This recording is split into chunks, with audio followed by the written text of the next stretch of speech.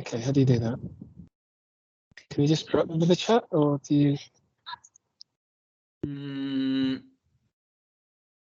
It's not working. Give me a second. I think there's a share document option somewhere. Oh yeah, it's the last one on my screen. It's the last one before the leave button. Okay, yeah. All right, that's fine. Yeah, that should work. Hang on. Let's paste the link.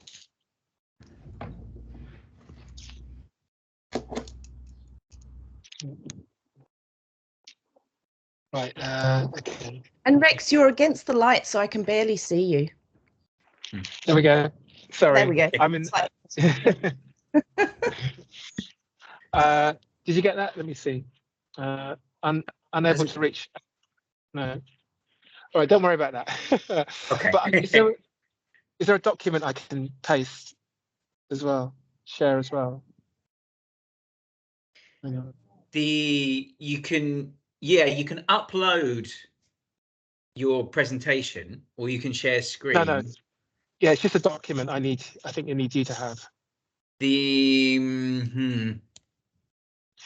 What I'll do, I'll email it to you. Okay. Yeah, if you email it to me. Yeah. Do we both need to have it? You both need it. Yeah, you both need it. Right. Yeah. Well, chat Should to I me. put my email in the thing? Yes, please. Yeah.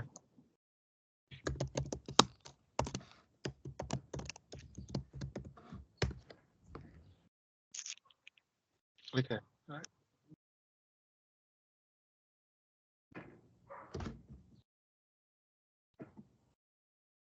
Yeah, I'm not sure.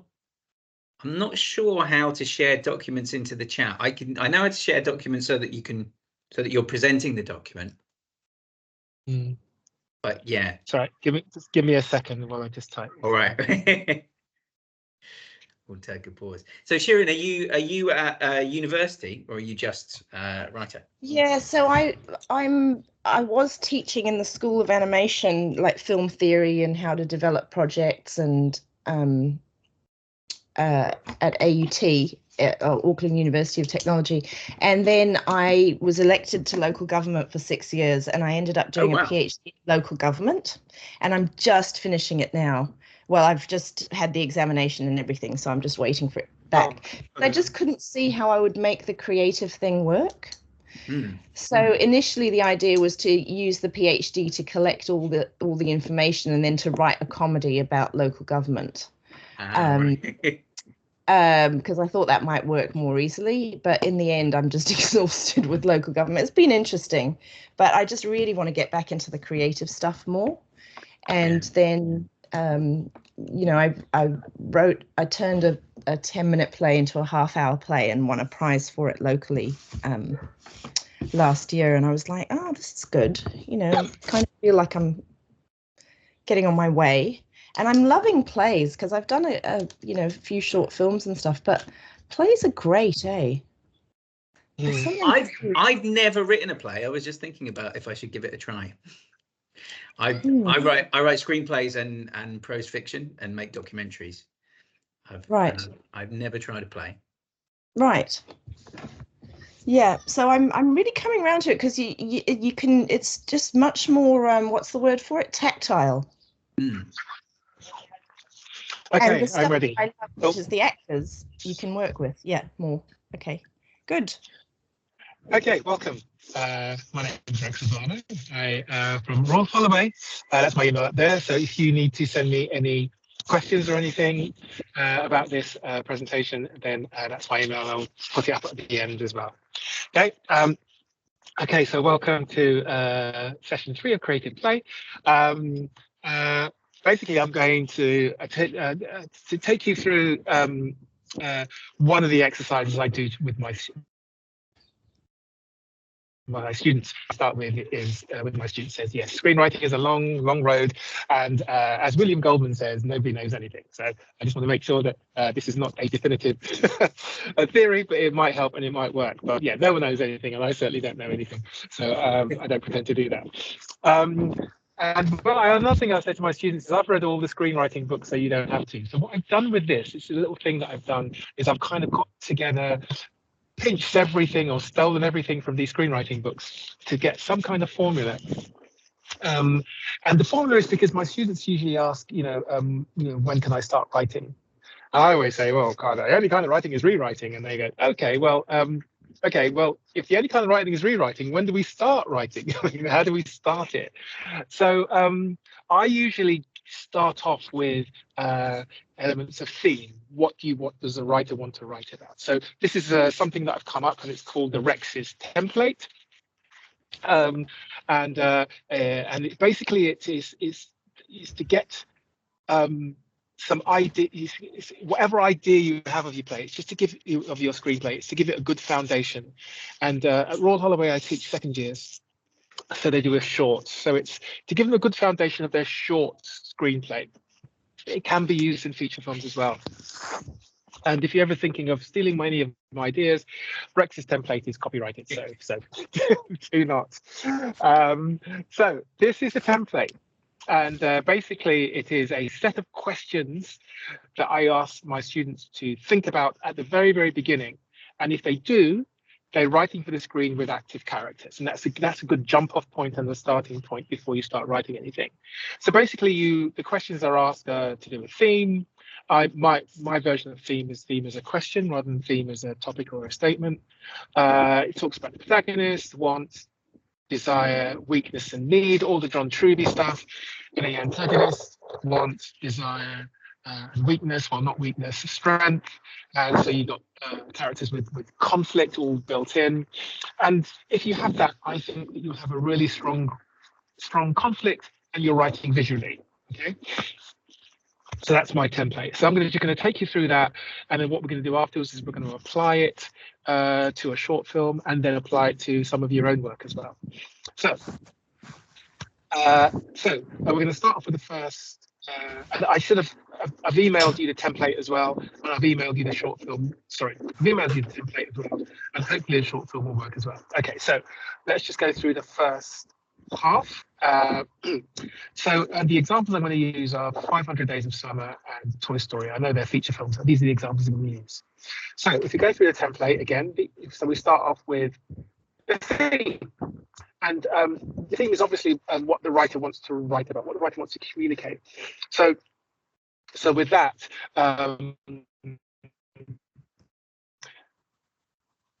actually, we won't talk about it until the end. So we'll analyze these two films with the protagonist. So you've seen both these films, right? Have you? I saw Toy Story ages ago. I haven't seen 500 Days of Summer. Chris? Yes, I saw 500 Days of Summer a long time ago, like when it first came out. Okay, don't worry. I'll put you through. Okay, so the protagonist in both films. So the protagonist in 500 Days of Summer is Tom. The protagonist in Toy Story is Woody, right? We kind of know that. Okay, so what is their want? And obviously, I've got specifically from John Truby, and in a want for his, or a goal in a sense, and what he says is a noun. So you have to have a noun because you're writing visually, so it's a person, place, or thing. So in 500 Days of Summer, in most romantic comedies, it's the object of desire, summer. And in Toy Story, the object of desire, in Toy Story, the protagonist is Woody, and then a noun, in a sense, is Woody, right? Well, more importantly, he wants to be Andrew's favorite toy. So that's a noun. So we've got a really clear goal, okay, for both of those. Moving on to desire. And desire is, obviously, it's a verb because it's to do with action.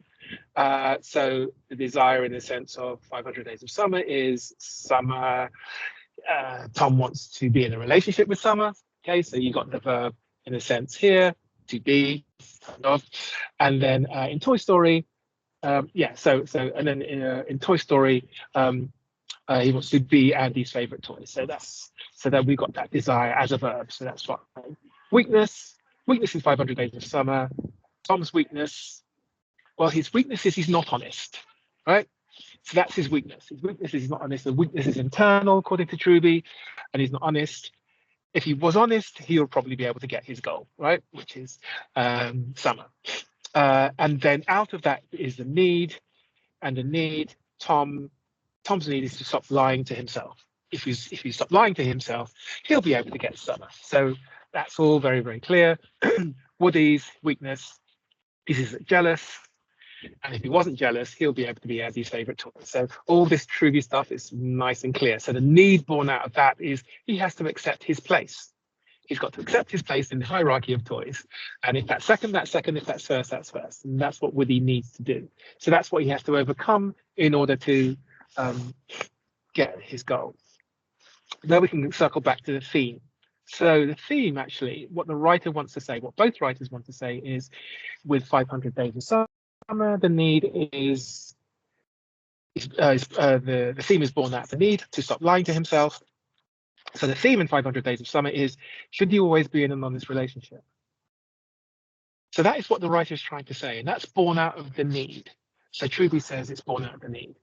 And Woody's need is to accept his place. So the theme is what the writers want to say in Toy Story, even though it's a Pixar cartoon. Is it Pixar? I'm not sure. And it's for kids. It has a really strong theme. The theme is, should we accept our place in life? And it's these profound things that we are asking ourselves as we're watching, as we're laughing. So it's quite profound. And but that usually comes from the need. This is all Truby stuff, the anatomy of story, all that kind of stuff, very clear. So so that's moving on. So the internal obstacle is obviously the weakness, the external obstacle is the antagonist. And now we move on halfway down Rex's template to the antagonist. So the antagonist in 500 Days of Summer obviously is Summer. Her want, and the want, in a sense, as Truby says, the strongest way is want to be the same as the protagonist, and that will get you the maximum amount of conflict. So obviously that is herself, and her desire is to be alone, kind of. She doesn't want to be in a relationship with Tom, or actually she wants to be in a casual relationship. So we've got that conflict. He wants a relationship with her, and she just wants to be casual. So we've got that conflict. And it's a conflict that's the majority of Act 2 in 500 Days of Summer. So her weakness, the antagonist's weakness, is, well, Tom's is not honest. So what's the opposite of that? The strength. So actually it's not a weakness, it's a strength. So Summer's strength is that she's brutally honest, where he's not honest. She is honest, and he's not honest. She is honest. So you get that conflict as well. And if he wasn't, so this is a famous scene right at the end of 500 Days of Summer, where he realizes that his expectations are one thing. He's been lying to himself about the fact that Summer is in love with him and he's in love with her, blah, blah, blah. The reality is that she's not, and they're far apart, as you can see in that scene. That's the reality, that he's together with her, expectation that he's together with her, and that's reality. Even though it seems like on the nose in the film, actually it's more nuanced in that. But you actually really see, in a sense, that, yeah, he needs to be honest with himself. The fact that Summer is brutally honest with him forces him to change. And it forces us to see the character changing, because the conflict and the opposite of his weakness is Summer's strength. So we get to see that's him at the end, when reality dawns on him. So the theme here, obviously, should you always be honest in the relationship, is one thing that we're asking ourselves through the movie. And one of the things that I do with my students to test out a really good theme, if I've got a class of 30, obviously I haven't got one today, but if I've got a class of 30, you would go around and you would ask everybody, should you be honest, always honest in the relationship? That is slightly different with 18 to 21-year-olds, but older students, always, you do split the room. Yes, sometimes you can be honest, but you don't want to be brutally honest, right? You don't want to say to your significant other what they look like in their attire just before you're going out. Sometimes you have to lie. So it's a really interesting theme, and it's a really interesting question. The theme should be something that the audience or the participants are asked to apply to their own lives. So with that, you kind of get a really strong theme, and you get the change, in a sense, in Tom. And right at the end, he meets Autumn. God knows where he's meeting these beautiful women that he does. And he meets Autumn, and wonder, is he going to change? Is he going to be more realistic and more stop lying to himself in this new relationship? The theme in Toy Story as well, should we accept our place in life, is another thing that we ask ourselves, you know. Should we accept that we're middle class and we won't get a play written at all, working class and we won't get, or should we, you know, should we buck the trend, should we try, or are there times when we should accept our place in life? And so even though Toy Story is a really good example of a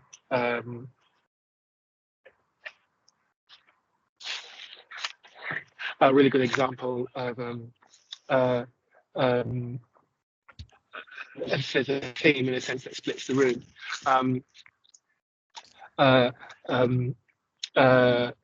So I've just lost my train of thought because my daughter's just arrived. So 1 second. You okay? All right. All right. See you later. Okay. Yeah, and okay. Can you be clear? Yeah. So.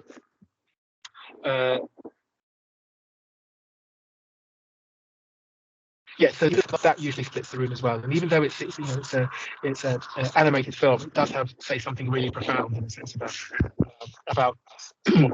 So now it's your turn. Right. So what I'm going to do, hopefully you've got the template. I emailed the template with you. Use that as a guide. So we're going to watch a short film, and we're going to go through the template and see what you come up with. Okay.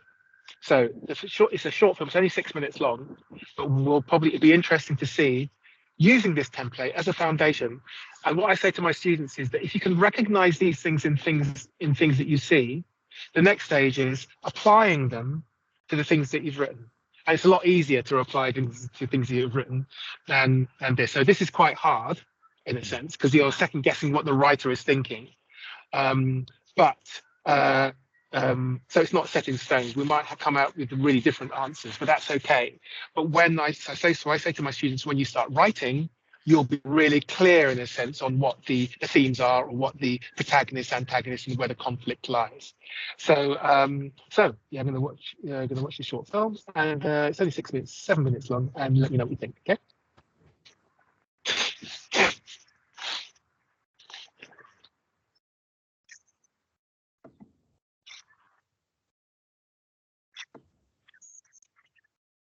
I think the sound isn't coming through. Thought so. Hang on a second. It was coming through when we tested it. I know, yeah. But it wasn't. Okay.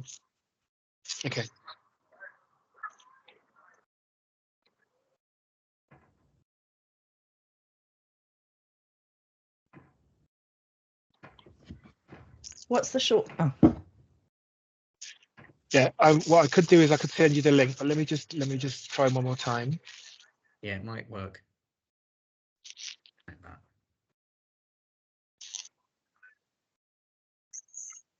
Can you hear? No. No? Nope. Can you hear? No. No. Okay. I just do this once more. It says include computer sounds. So it's saying that. Hang on. And it did work before. It did work before, yeah. Yeah.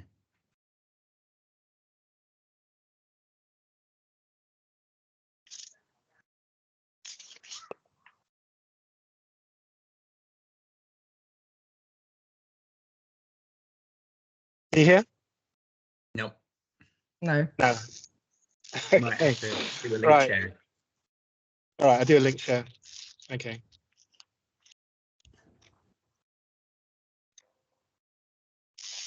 Bloody technology. I know. They all drop out, don't they? Especially the videos, they drop out. Yeah. I find they drop out in lectures as well, and it's like, oh, really? And you test it beforehand, and yeah, it's a pain. Yeah, with online stuff, I always just share links now because it's such a pain to get it to go right. Did you get the template? Yeah, I've got the template. yeah. Okay. That came Right. through.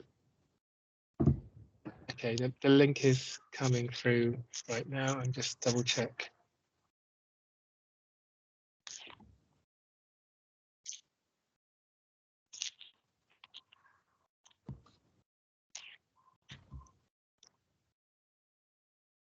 Right, I've sent the short film. So let me know once you've watched it. Okay, it's come through for me.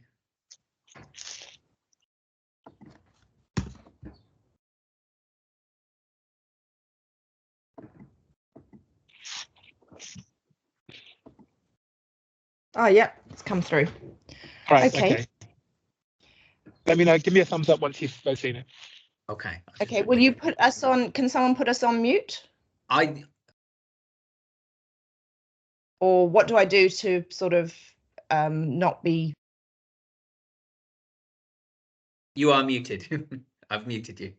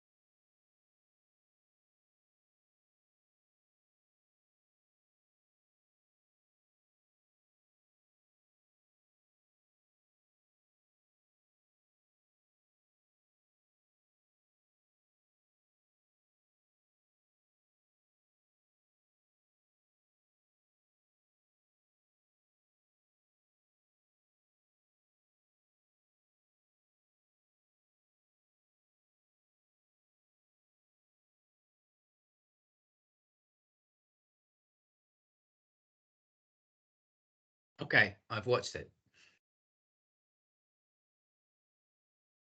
I'm still working out what I think.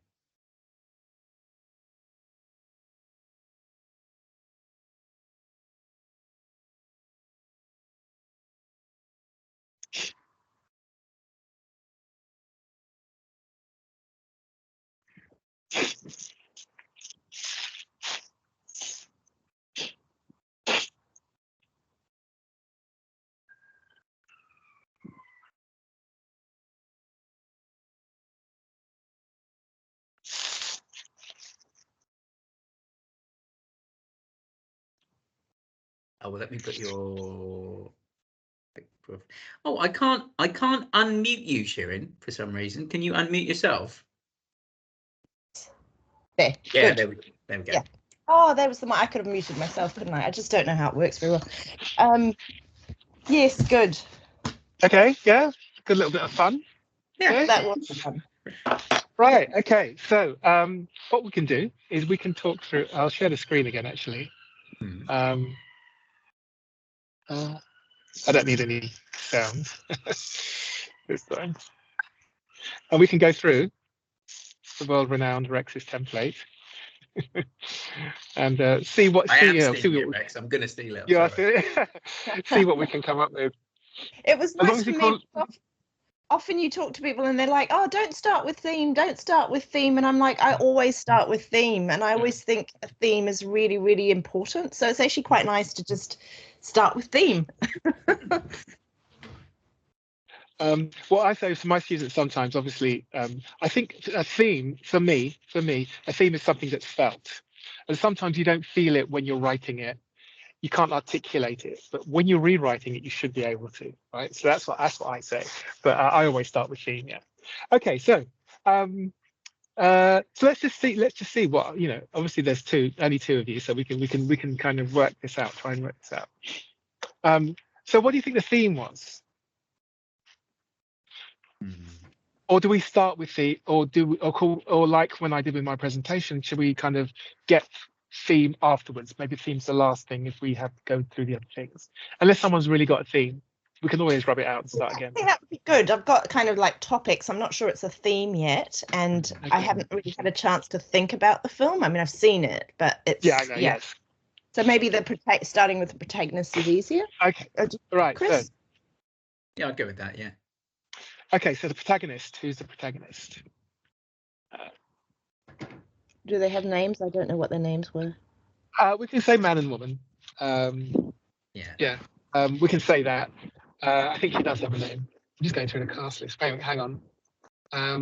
So who do we think? Who do we think is? I would say the woman is the protagonist. The woman? Yeah. Yeah. Hang on. Stickler for names.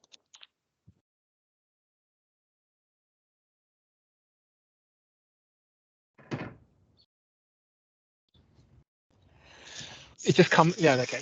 All right. So you say the woman. Okay. Okay. All right. You can see the screen, right? Mm-hmm. You can see my bad typing. Right. So the woman is the protagonist. Her want is what? Now, the want in a sense is like it's a goal. So it's got to be a person, place, or thing. That's what I tell my students. Because I say it's got to be a person, place, or thing because you're writing for the screen. So it's got to be something that you can see. Even though they don't achieve their goal, they don't get their want, we have to, the audience in their mind's eye or the reader in the mind's eye has to be able to visualize it. So what is it? See, I usually work with want and need, and so desire is like an extra element for me. And so yeah, so how I would usually, but I think how I would usually envision it is kind of in line with the want and the need here, which the want is the goal. Yep.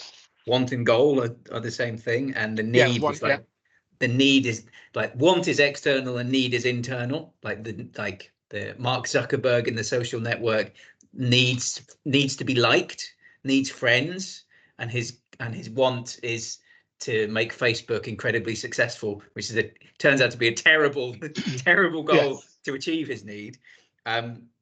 But so I had like maybe something like she wants a satisfying relationship. And at the start, maybe that's a sexual relationship with the guy that she's cheating with, and then it develops into actually maybe she wants to save the relationship that she's in with her partner. Well, I have a slightly different definition, where the want and the goal has got to be a noun, and you separate it out only specifically because if you have a want and a goal which is a noun, you can see it, and then the desire is a pursuant of that want and goal. And then you separate it. It becomes a lot clearer. I'm not saying that you're not right about her desire to have a satisfied relationship, but for the template, in a sense, when you're just starting, the clarity of that is very good. It's not that I don't understand what you just said, and I understand that. It's not that you can't say that to an actor and the actor can deliver. That's fine. But what I would say, obviously, because I do shorts for my short films for my students, I kind of want, and they just come out of writing prose and stories, blah blah, and they're writing for the screen. I like to make sure that they're visual from the off. So what would you say, Chris, if I said what was the goal, and if it's a noun, what noun would you say it is? Yeah, the relationship was what I thought. That's not a noun. Sorry, I'm being school mommy now. It is. It's got to be a person. No, it's not in the visual sense. It's a person, place, or thing. So when my daughter was 6, she told me it was that. So I think for me, it's a man, and the nature of the man changes. You know, as saying, like, you know, you think she's just like, you know, having sex with some random guy who is it seems really passionate, maybe someone she doesn't really know very well, and then it seems that she wants someone who's there. She wants her man to be there, or she's expressed that. Whether she still wants that man, I don't know. If I say the want and goal is a man, that at least is how I describe a noun. Would that be clear? Yep. Okay. Yep. And then if we say the desire, which I say has to be a verb, it's to something. So what would it be? To verb. A verb is to something. So what does she want to do to the man? Well, I think that I had to cover up the infidelity. That was my verb. My verb to cover phrase. Okay. Well, yeah. I think it's a bit more complex. I think she wants to enjoy being with a man. Okay. I mean, I think the thing is it changes. So it's, so you could say it's sex in the beginning. Mm-hmm. To have sex. Look, this is really hard because we are putting ourselves in the eye of the writer. So yeah. So we've got, and you say it changes. Okay, we'll come back to it. Okay. So we've got a couple of things. We've got. It changes. It's just that it's revealed to us that she's not just fooling around. There's something, he doesn't seem to be there, and he's not present in the relationship. Yeah, I would I think that the first act, the function of the first act in like the conventional shape. That's my thing that I need to talk about at all times. What's the convention? And what's the unconventional alternative? So in the conventional model, I think the dramatic function of the first act is to set up the goal that's then going to unite the rest of the film until the dramatic climax, right? So in the first act, you have scene-sized goals and maybe an act-sized goal sometimes too, but it's all in service of setting up the main goal that's going to unite the rest of the drama.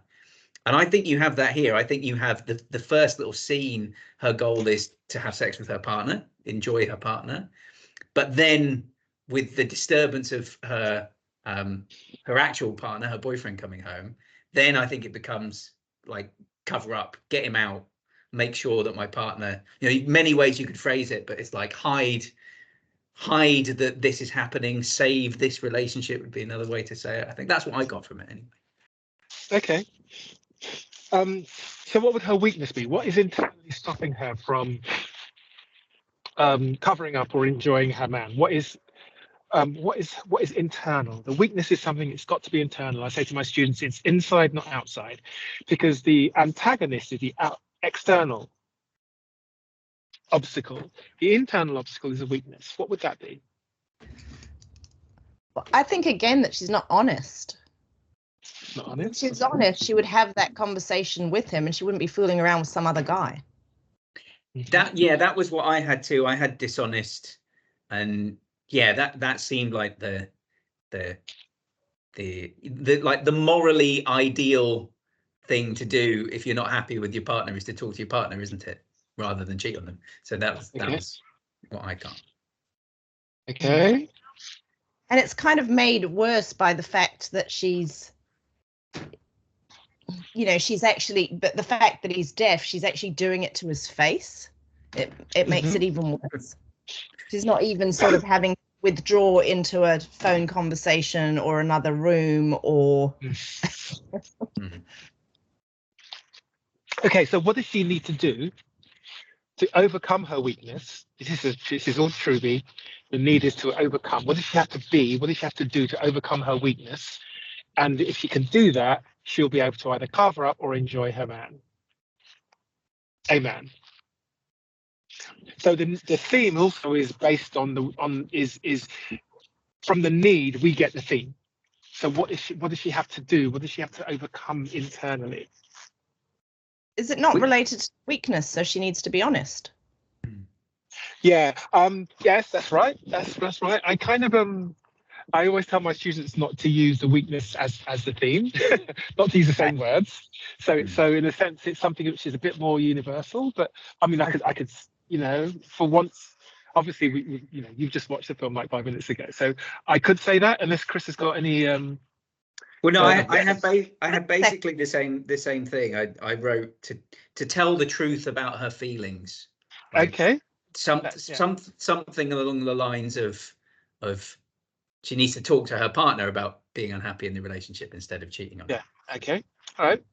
I mean, in a bigger thing, if I was just not thinking about the weakness and thinking that through, her need is to be with a man that she's, that fulfills her needs, or that, because she kind of says that, doesn't she? Mm-hmm. But I guess that's the external need than the internal need. Yeah, maybe. Okay, so let me just, can I squeeze this down? Okay, so the antagonist. So we've got the woman who's the protagonist. So the antagonist is who? I think the boyfriend. The boyfriend. Okay, so the boyfriend. We'll call him boyfriend. Yeah. Yeah. I would say he's the main antagonist, and the partner is an antagonist too. But I would say the boyfriend's the main. So boyfriend is the antagonist. Okay, the one that's out the window. No. Sorry. Her main man. Yeah, her actual boyfriend Her partner is rather than her lover. Partner and lover. Let's go with that. Okay, I was gonna go to the dude she's banging, but lover. Okay, her partner is the antagonist. Okay, let's go for that. Okay, and the partner's want is what? So it's got to be the same as the protagonist. So it has to be a man, right? See, the way this template works out is that if the protagonist and the antagonist have the same want and the same goal, then you've got the maximum amount of conflict. If that's not the case, then either we've picked the wrong goal or we've picked the wrong protagonist. Because it's got to work. So does that mean that potentially the want would be love? Because then they could both have the same one. Yeah, the love is not a noun, so they've got to be fighting over the same. I'm not sure. Can you see me? Yeah. They've got to be fighting over the same drink. Right? That's the maximum amount of conflict. If it's different, so this is me. There we go. If it's different, then the conflict is dissipated, and you'll get a weaker script. If they're fighting over the same thing, you get one winner and one loser, and you know what the stakes are, and it's the maximum amount. So this little asterisk here means that this has got to be here. If it's not, then we've done something wrong. Well, so I had a satisfying relationship for both of their wants. Yes. But you were saying you want like a tangible, like an object. It has to be an object. Only because if you're writing for the screen, for example, you in your mind's eye, you've got to see the object. Now, a satisfying relationship can have an object as well, but the writer has to kind of make sure that that object is a noun. So, for example, let me just stop it for a second. I'll stop this for a second. So what I say to my students is, can you see me? Hopefully you can see me because I can't see. What I say to my students is, okay, so if you say, I say, what does your protagonist want? And they say, oh, my protagonist wants freedom. I go, okay, freedom, fine. There's nothing wrong with your protagonist wanting freedom, but let's just do this for the screen. So if your protagonist wants freedom, then the protagonist is the man. The want then becomes, say, the prison cell, and the desire is to leave the prison cell. Yeah. Then the protagonist gets freedom, right? So it's translating, in a sense, the prose-like way that we normally speak about your desire, and putting it into a context where we can actually see the action of the escape, the action. So a satisfying relationship, I understand what that means, yeah. But how can we phrase it in a way where there's a noun and there's also an action that results in a satisfying relationship? So we need to kind of. So if we change it, so instead of it being man and what, if we change it to a partner, like a credible partner, can we put in adjectives or not really? Okay. Because then they, what she wants is a loving relationship, as in a credible partner, someone who's there, a good partner. Well, we could go round and round on this, but I think we've got the wrong protagonist. Right? I don't think it's the woman. Oh, interesting. You're throwing a curveball. Now, so this is I haven't thrown a curveball, but this is trying to get. Also, I'm not sure if I'm 100% right, so I don't say that I'm 100% right, but I can go with something that can kind of fit. And the only way it can kind of fit is looking at the title. The title is called Love is Blind, right? So shall I show you what I would? I'll say this. Yeah. Oh, I see. Which I noticed. Yeah. Okay, now I see what you're saying. Okay, so let's just. So I've just saved that. So let's just go back. Right. Let's just get rid of this. It's all good. It's not. If you think about it in terms of the film, the thing that I was a bit like, there's no way that he wouldn't know what she was doing. So if that's right. In that way. Well, I'm thinking, I know people who are deaf, and I'm like, there's no way that he wouldn't know that she was shouting her head off. Yeah. And I was thinking that it's a weakness in the plotting, but actually, if he knows it all, and I didn't see the title, but if you think of it as Love is Blind, then he is blind and he loves her. There we go. Okay, so the protagonist is the man. I would say the wanton goal is his partner, the woman. Okay. And his desire is, now there's a bit at the beginning with a passport. So it's a bit like Ross in Friends saying we're on a break. There has been a break. He's been away. He comes back and he surprises her with her friends, which is the main plot. So I know she's having an affair, but she might have moved on, right? Because we don't want any. We're not kind of saying, or I don't think the writer is saying that she is a cheat. Okay, and he's probably come back from a trip or whatever and surprised her. That some of that stuff is done visually. So let's just say his desire is to be with the woman, to rekindle a relationship or whatever, to be with the woman, to reconnect. Okay, so to reconnect. That's a bit. Okay, that can fit, right? Okay, so his weakness is blinded by love, right? Right, that's a weakness. That's a weakness. We've all been there, right? Okay, right. And I got that specifically because there is, and it's very well worked in the fact that he is deaf.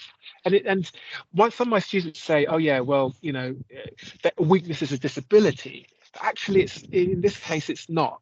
And it's easy to see that. You didn't, but some of my students do, and they say, oh, it's obviously it's this disability is his weakness. Actually, it's not physical. He's actually blinded by love. That's his weakness, right? So his weakness is to, I don't know, I don't know what, for want of a better word, to, you know, to, I say to see, but to let go. Wake, either let go of her or wake up to reality or something. So just say, be realistic or whatever. Yeah. Let's just say that, okay? I'm sure there's a better way of saying it. Let's just say that, okay? So the woman is the antagonist. And her want has got to be the same. So it's herself, okay? And you can, and some of my students say, okay, yeah, can you, yes. Yeah, the object that works it now. can be That's yourself, interesting. yeah? Okay. And her, That's really so her desire is not to reconnect, right? Because she wants to move on, right? But She's I really moved on. like that bit about the want, because now it kind of shows up what we noticed of her, that she was clearly quite selfish, you know, in this particular aspect of herself. Yeah. Right? And her strength, usually her weakness, and the other asterisk here is the strength is opposite of the protagonist's weakness, and you can get that from here. So you've got the conflict here. Someone wants to connect and someone doesn't want to connect. Someone wants to reconnect and someone doesn't. So you've got that conflict all the way through, and that conflict is the spine of the shore. Okay, so the strength is obviously has to be opposite. So we have to look back, blinded by love. That's the weakness. Her strength is that she is blinded by love, and the opposite may be that she's not in love, or something like that, right?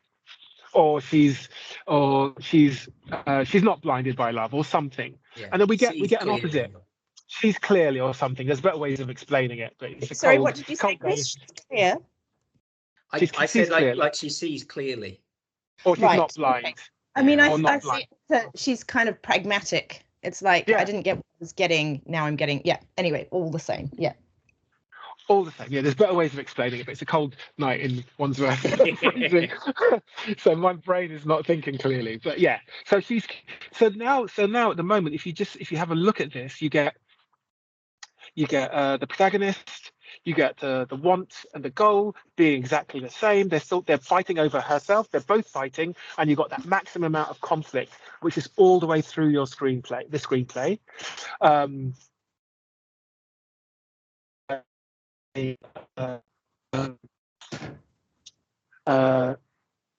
You've got a desire and a desire of that goal to be being the opposite. So you have got a battle between them, and then you've got the weakness and the strength. Her strength is that she sees clearly, she sees everything clearly, apart from right at the end. Obviously, she doesn't see him drop at the bottom, but that's a little twist. But yeah, she knows exactly what's going on, and that's all hidden with his deafness, because you kind of go with that, but actually it works really well. That in the sense that seeing and hearing, in a sense, is really important, and so you get that opposite. You know, she is really good because she sees things that he doesn't, like him going, you know, even physically, like him going down the stairs or him doing stuff like that, and he doesn't see. So he's not only deaf, but he doesn't see. He's blinded by love, so he cannot see what's going on. Okay. So we've got that. So in a sense, it's a really good, strong foundations to build on. So if you're writing this and you had all this, you've got really good foundations to build your screenplay on, right? And so we've kind of used it. So what's then is the theme. So the theme is to come out of the weakness and the need. So his need is to be a real. No, I'm not sure. I'm not sure if that's the right need, because if it's to do with blind, it's to do with being blind. So he needs to see. He needs to see. So not be blinded by love. I don't know. But yeah, kind of. Yeah. To be aware or see or something, right? Something like that, right? Okay. And out of this is what I would say the theme is. Because I thought of the title, so you know, so It's something like being more, how to be more grounded in relationships, or be more honest in your relationships. Well, kind of, but I mean that was the two. That was basically 500 Days of Summer, and that was the film was about So, but I think the theme has got to be something with blinding, and I just say, well, is love truly blind?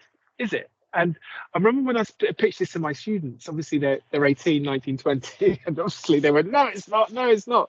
But then if anybody's a bit older knows the kind of people they've dated and thought, oh my God, why did I date that person? What was I thinking? Or I saw, actually, when I met my wife, it was like, it's love at first, that was it. It was love at first sight, And so I suppose sometimes the older you are, the more the more miles on the clock you have, the more this becomes kind of apparent. It becomes a truism for you, or a question that you can answer. So my 18-year-olds and 20-year-olds couldn't answer this love blind, because they never really thought of that. But anybody older possibly could have that as a theme. Is love truly blind? And the idea is that they look at their own relationships and think, yeah, this guy I dated, I was blind when I dated him, but actually I wasn't when I dated this person, or whatever it is. They'll have an opinion on that because they can apply it to themselves. And maybe that's what Daj Hodgson, who's a writer, that's what he wanted to say. That he was thinking about the protagonist and thinking this character is blind, even as well as being deaf. But if you take that away, sometimes we are blinded by love. Sometimes we've got tunnel vision, and he doesn't see what's around him until the moment at the end when he does see. And also, sometimes a really good theme can be applied to her as well. So the antagonist is also asking that question. Because if you think about the reveal at the end, it's the only time she can truly see, right? Because she sees him dangling from the thingy and dropping off. And that's the denouement. That's the thing right at the end. That even though she sees everything, she doesn't see that. Right? She doesn't see that thing right at the end. So for her, actually, maybe, I'm reaching here a tiny bit, that for someone who sees everything, actually there's still things that she doesn't see. There's things she's blind. She's blind that he's locked the door. She's blind that that she doesn't know that he's climbing down, and he exposes everything at the end. So I use this. Does that make sense? Is that clear? I don't know. So you're saying that the weakness then turns into the theme, or the need. The need turns into the theme. Once you've got that, you can extrapolate the need theme from the need, and whatever the character needs to overcome in themselves and the antagonist, that becomes shaped into a question. And what I do is a bit of a back and forth about the question. Sometimes you need to tweak it a tiny bit to make sure that it's universal, not only to the audience. So I usually go to a couple of people and go, is love truly blind? Yes, is love truly, and I do a canvas to people, and then I kind of get the right one, and I think, okay, and then I apply it to every single character, because a really good theme should not only apply to protagonists, the antagonist should ask that question as well, and also the other supplementary characters as well should be asking that question. I'm not talking about the bellboy or the waiter. I'm talking about the main characters. So like something like When Harry Met Sally. When Harry Met Sally are asking, can men and women ever be friends, or does other things get in the way? So Billy Crystal and Meg Ryan are asking that question all the way through. But also Bruno Kirby and Carrie Fisher are asking that question, because they're the supplementary beat characters. They're asking that question as well. Obviously, that their relationship doesn't survive, right? But they are still asking that question. And so a true theme, in a sense, affects all other characters as well. And when I talk about series Mad Men as well with my students, and the theme in Mad Men, even though it ran 8 seasons, and the general theme is something like how can can you find happiness pretending to be something that you're not, or something like that. And each character in Mad Men is asking that question. From Don Draper, obviously, because he's pretending to be something else, all the way through to Betty, to Don Draper's wife, to Elizabeth Moss's character to every single character is asking themselves that question. And the person Rex, that can you repeat the question? Yeah, no, the theme in Mad Men is something that I can't. It's very, very cold out here, so I'm really sorry if I can't remember the theme. But it says the theme in Mad Men is something like, or I can send this on to you once I get the theme. Is it right to be? Can we pretend to be something that we're not? Because Don Draper is pretending to be someone that he's not, and so every single character in Mad Men is pretending to be something. Whether it's Elizabeth Moss's character, who is pretending to be a secretary, but she ends up being a copywriter. Whether it be Joan, who's pretending to be a office manager, she ends up being a partner. She's got a really strong brain, and she ends up being a partner. Whether it be Sterling, who is a playboy but pretending to be an advertising.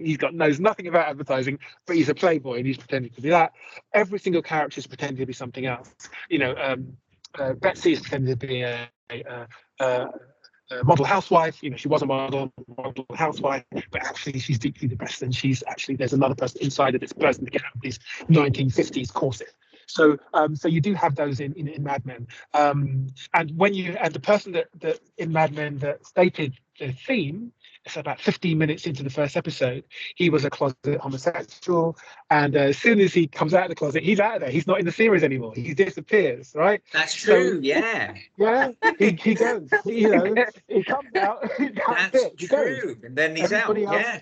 Yeah, he's out. Everybody else stays because he doesn't fit in anymore. If he doesn't fit in anymore. Yeah. So it's really interesting. So even a long-running series, the theme is embedded in each character. They're all asking that question. So when I ask my students, so even in a short like this, the theme has got to affect every single character. And if it doesn't, that character is not in the it shouldn't be in the screenplay. So if you start off with this, in a sense, this template, you use that in a sense to either getting the theme from the need, and then once you've all got that, then once you start writing, you'll start applying that to every single character, because it's and basically what your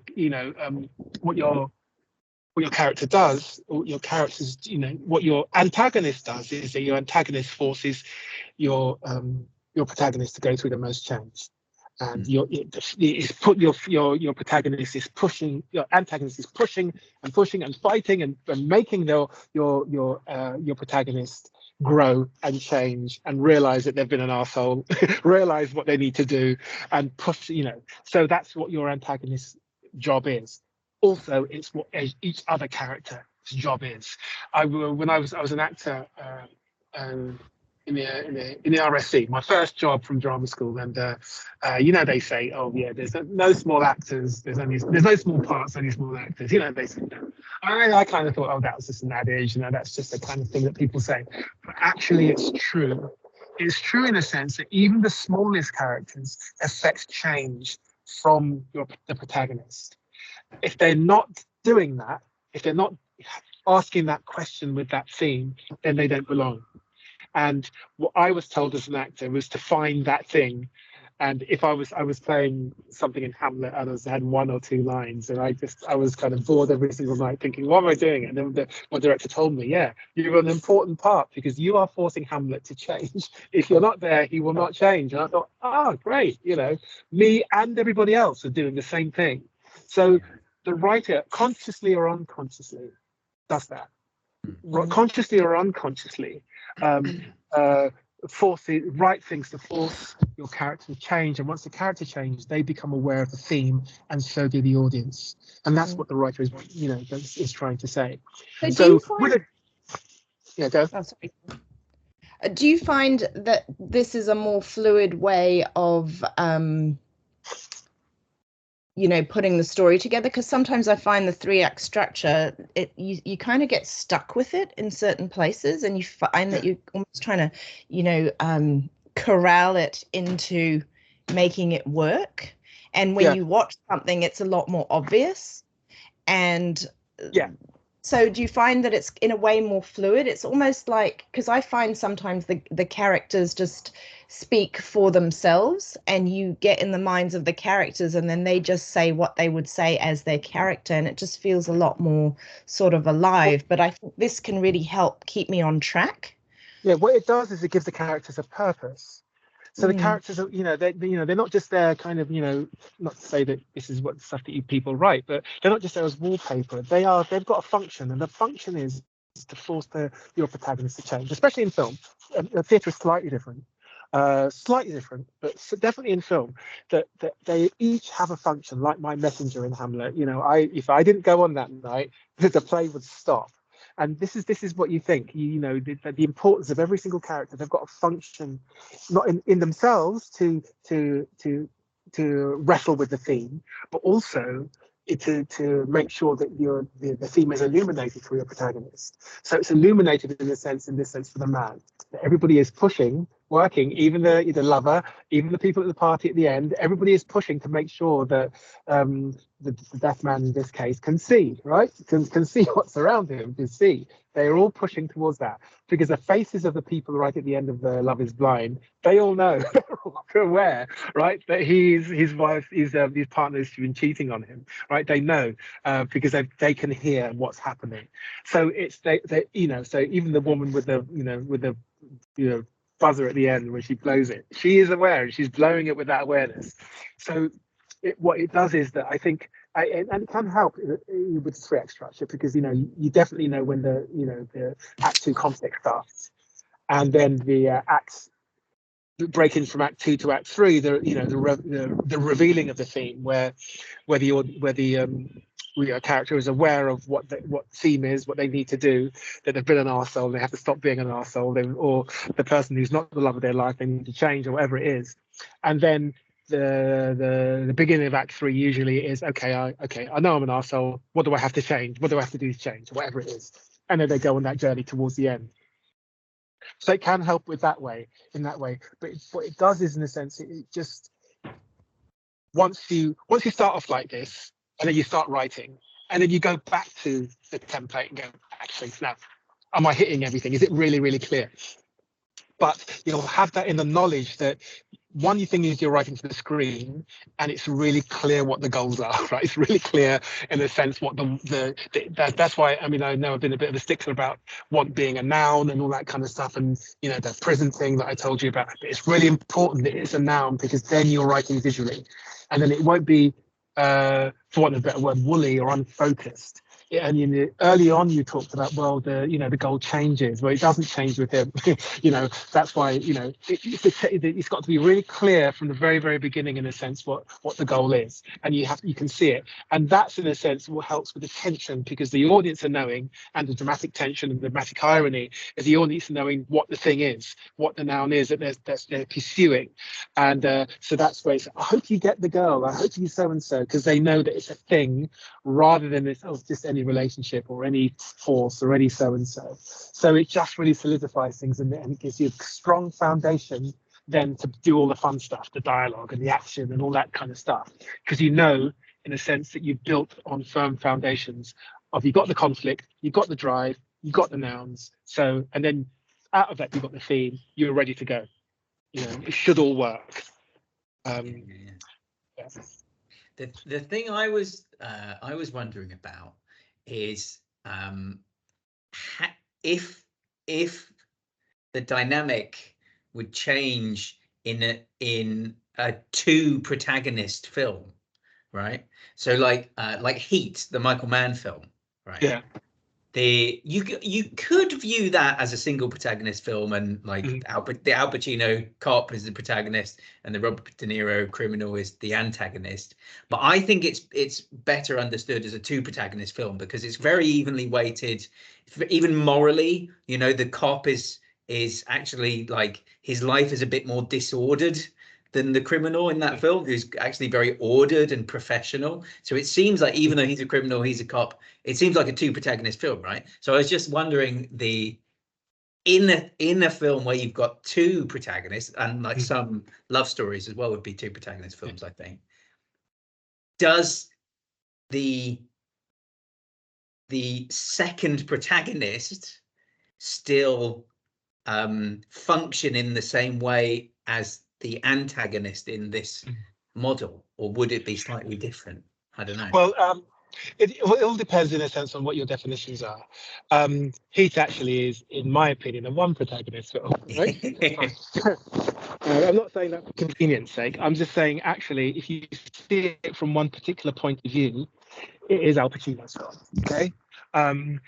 And I think, in a sense, especially when I'm talking to my students, it's best to kind of keep it simple. And if you see Heat as a one protagonist film, then it becomes really easy. But because then it's a battle between him and or whatever, and Robert De Niro, and then you can kind of fit into that template. Also, I have to make the distinction between films and scripts. Okay, the film is another entity. With that big casting, it becomes something else. And Robert De Niro is not going to play second fiddle to anybody, so it does seem more of an equal weight. The scripts might be slightly different, as well as I mean, I watched a video essay about American Gangster, where you do have Russell Crowe, A-list, Denzel Washington, A-list. Now, who's going to be the protagonist in that one?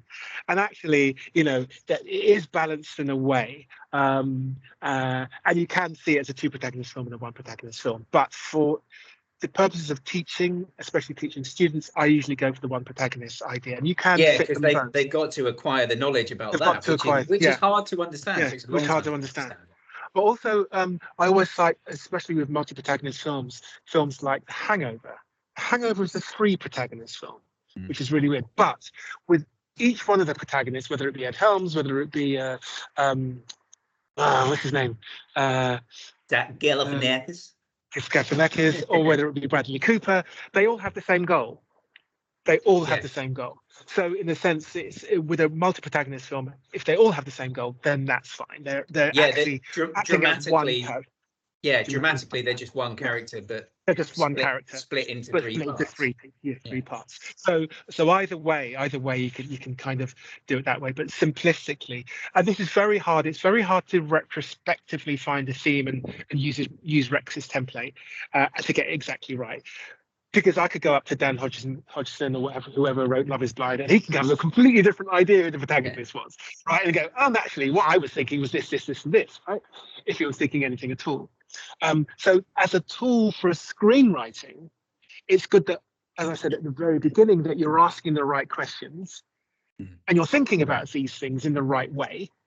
And then when you get to write your own, then you're really clear who the protagonist is. You're really clear what the theme is. You are really clear what all the criteria are in the template. So you're in no doubt. And if you're in no doubt, then when you start writing, you've got really firm foundations. To do this retrospectively, and I've done it with most films. I've done it with the Dark Knight and all that kind of stuff.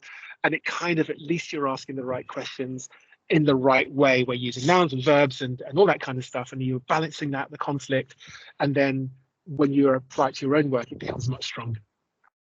I think it's very useful stuff. I think it's the fundaments of drama, isn't it? This is the stuff you make drama from. And I think there are variants, and you can subvert and divert, and like there are films where the character doesn't change. Like Taxi Driver, for example, like the character remains locked in their own flaw, probably. But I think that's usually when there is an unconventional schism, it's usually quite minor, and most of the framework of the drama is utilizing the key elements like this. As I said, this is for students starting out. Then this is something which will help them.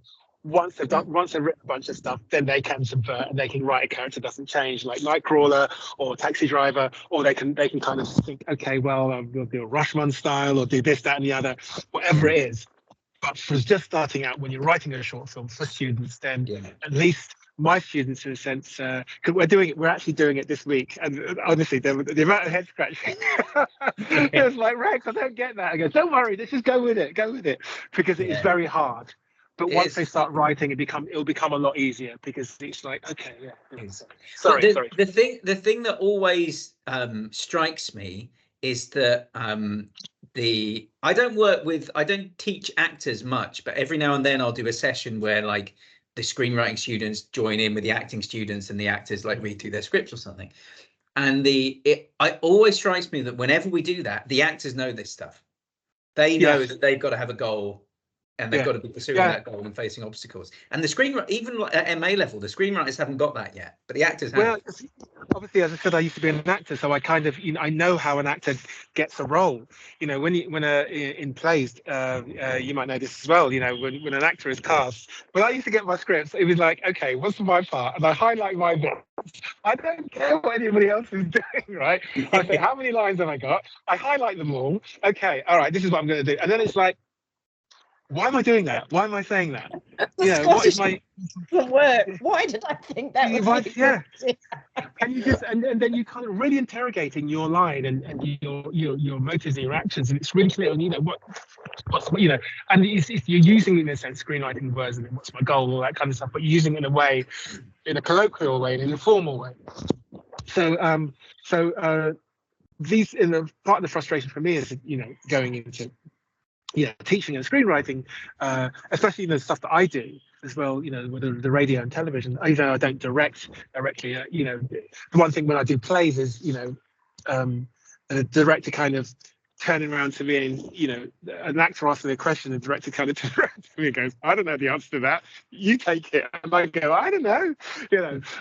Is that's what actors do. They want to know. They need to know before they put a foot in a direction. They need to know where it's going and what, So writers need to have that as well. They need to kind of, and this kind of helps them in every way. So that's great. Yeah. Can I just ask, do you find it works particularly well? I can imagine it works particularly well for short films, which are kind of, more a moment of change or something that's a bit shorter. I mean, I can see it applies to everything. I mean, presumably you've used it in plays and in, the different things that you do. Yeah, so it actually it applies not only to plays, radio plays, all that kind of stuff, feature films, longer stuff as well, because in a sense it's the core and the foundations. You build up and it becomes more complex, so however many acts or whatever it is, and there's lots of interweaving, but I say to my students, don't try to be Christopher Nolan yet, just start off being, some of the most amazing, whether it be Some Like It Hot or whether it be all those classic films, just really simple ideas, and just, someone, the building of a character, then, obstacles and overcoming obstacles, and, and it's just. You start with this and then it turns into, the acts kind of emerged from this is your kind of starting point. This is just one aspect. Obviously there are, whether it be the 3-act structure, 5-act structure, whatever it is, obviously, take that on board as well when you're writing, but this is something that I either start with to determine what the theme is, or I start, I can't undo my writing experience, so if I've written something organically, when I attempt the second draft, I will go back to this document and think, okay, am I hitting these beats here? I don't want to go into a second draft if it becomes worse than my first draft. I make sure that that I've got a kind of good grounding and everything is working before moving on to the second draft. But what I say to my students is, if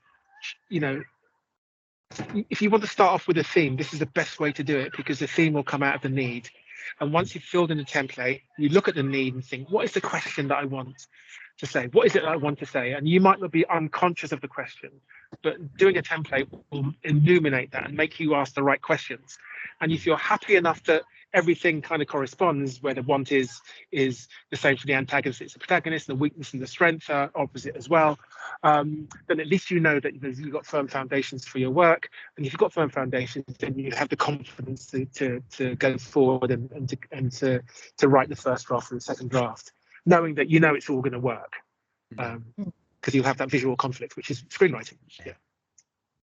I do it both ways. Like sometimes I'll just blurt out a first draft, and I really like it when that happens, actually, because I feel like my subconscious knows what it's doing, Yeah. and it gets a whole thing out, whatever it is, and then I can look back at it and go, oh, I was writing about that, and then I can start shaping it.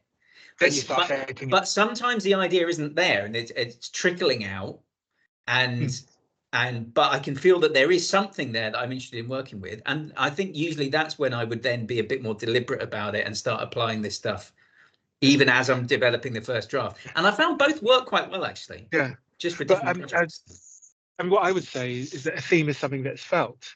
So even though you're writing it, you're feeling it, but you can't articulate it. And what you want to do as well is you want the audience to feel it. You don't want to, there are some films where the theme is stated, like Save the Cat theme stated in the first, whatever it is. There are some films where it is felt, but it's stated.